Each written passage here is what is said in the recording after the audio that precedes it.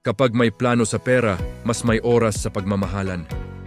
Hindi dahil mas marami kang pera, kundi dahil mas konti ang alalahanin.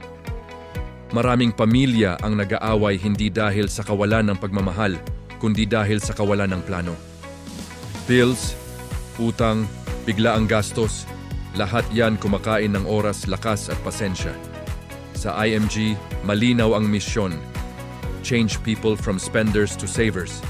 And dahil kapag marunong kang mag-ipon, natututo kang magpigil, mag-isip at magplano hindi lang para sa sarili mo, kundi para sa pamilya mo.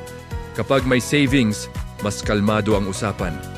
Mas may oras makinig, mas may energy mag-alaga, at mas may space magmahal. Ang pagiging saver ay hindi pagdadamot sa pamilya. Ito ay pagprotekta sa kanila. Dahil ayaw nating may maiiwan kapag dumating ang pagsubok. No family left behind, hindi lang slogan, kundi panata. Panata na tuturuan natin ang bawat isa na unahin ang pundasyon bago ang luho. Kapag maayos ang pera, mas maayos ang relasyon, mas buo ang pamilya, at mas masarap mahalin ang araw-araw. Kaya dapat mo alamin at matutuhan ang tamang pag-manage ng iyong pinaghihirapan kitain. Paano? Just do a simple comment.